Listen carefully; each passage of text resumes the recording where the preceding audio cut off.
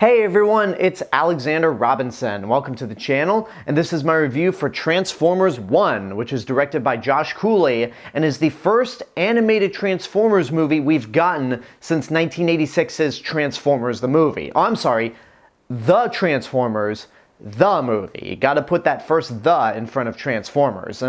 Anyway, this movie takes place long before the Autobots and Decepticons arrive on Earth. It even takes place long before they were at war on Cybertron. Instead, this movie follows the friendship of both Orion Pax and D-16, who would later become Optimus Prime and Megatron. They are basically part of a group of miners on Cybertron, digging up Energon because the planet has stopped producing more of it. But Orion Pax is destined to try and find the Matrix of Leadership because he believes that could save the planet of Cybertron and restore the Energon flow.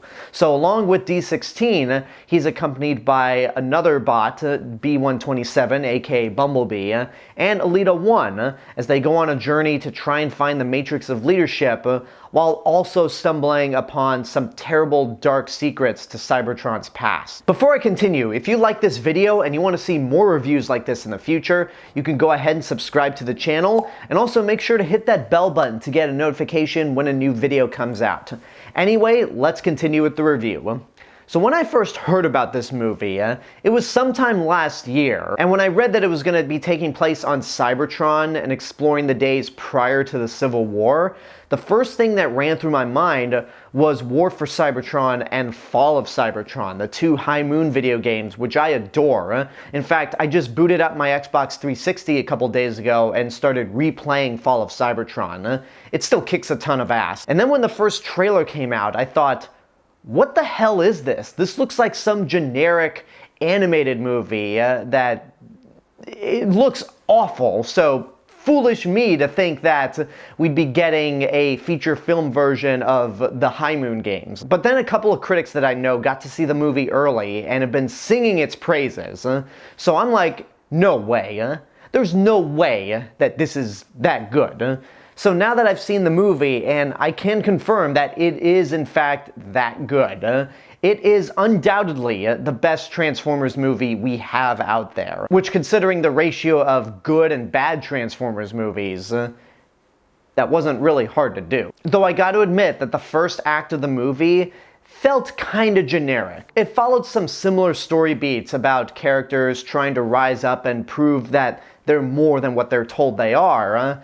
The animation wasn't all that impressive at first. I mean, at times it reminded me of the animation of Transformers Prime, which works for TV, but there's a lot in that show that just does not look all that good. I mean, Transformers 1 doesn't look that bad, but it wasn't like, oh my god, this is incredible looking. And it took me a long time to get into the voices. Chris Hemsworth voices Orion Pax, and when you get somebody else to voice Optimus Prime, it's really hard to picture anybody but Peter Cullen. And hearing Chris Hemsworth, it's like, yep, that is definitely Chris Hemsworth. His voice is undeniable.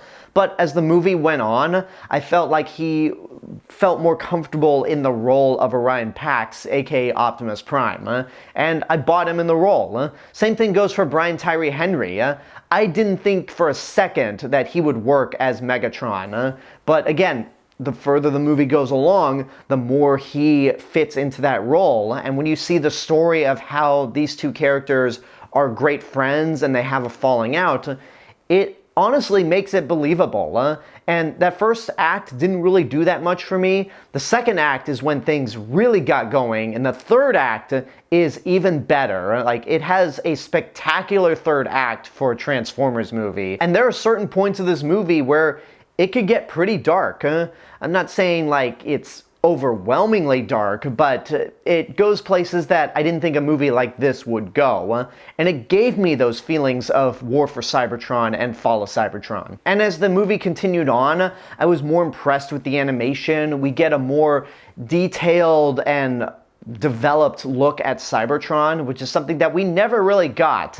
Even with those High Moon video games, Cybertron has always been depicted as this dystopian war-torn wasteland. So the fact that we actually get to see a thriving planet is something that I really like. And the action scenes are great. They're creative, they feel inspired throughout a lot of the movie, and there's emotional stakes, especially when you get to the big climax of the film, and the movie goes those places that I didn't think this kind of movie would go. As for the other characters, Alita 1 is voiced by Scarlett Johansson, and she does a fine job. There are some moments in the movie where she got a laugh out of me every now and then, and I thought that she herself grew as a character as well, considering where she started and where she ends up. And then Keegan-Michael Key is Bumblebee, because I'm not calling him B-127. There were points where I felt like some of his jokes worked. I mean, there's one joke that is a throwback to one of his old and most iconic Key and Peele sketches. But then there were a few other points where I thought, you know, as much as I'm tired of Bumblebee speaking through the radio, this is one instance where I just kind of want Bumblebee to just shut up with his regular voice, because there were points where he did get on my nerves a bit. But I have to clarify, that's mainly in the first act, when we're first introduced to his character, where I found him annoying. And as for the humor overall, there were maybe 3 moments that actually got a good laugh out of me. The first is when Orion Pax tries to outmaneuver a couple of guards at the beginning of the film, and the second is a line that Bumblebee says near the end that got a big laugh out of me. And then there were a few chuckles here and there. There was one reference to the original Transformers movie, the animated one, that got a laugh out of me. But I found the humor of the movie to be the weakest aspect of it. Like, there were points where I just felt it was too overblown.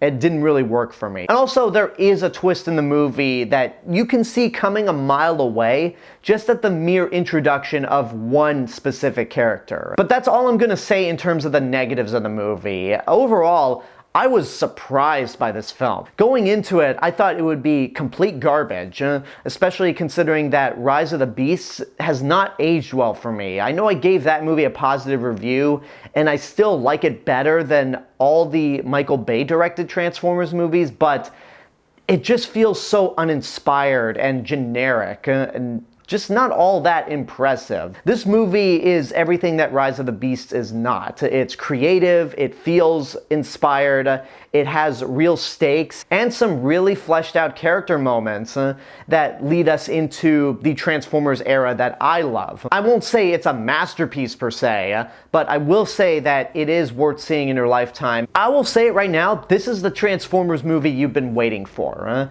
It may not be live action, but it gets all the beats down of what you want to see from one of these movies. This is easily going to land in the slot of my biggest surprise of the year, because I didn't have any expectations going into it, and I walked out of it going, wow, that was actually really good and far better than I thought it would be. So yeah, Transformers 1, definitely a good time, and I would love to see where the future of this series goes. And there you go, that's my review for Transformers 1. I hope you enjoyed it. Thank you guys so much for watching this video. Thank you for being subscribed to the channel. And I also want to give a special thank you to my YouTube members right over here. If you want to help support the channel even more, you can do so via YouTube membership for as little as $1.99 a month.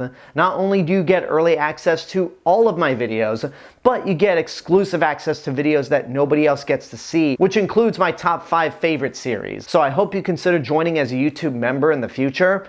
And until next time, I want to know what you guys think about Transformers 1. Whatever your opinions are, let me know in the comments below. Don't forget to like the video, subscribe to the channel, and hit the bell button to get notifications.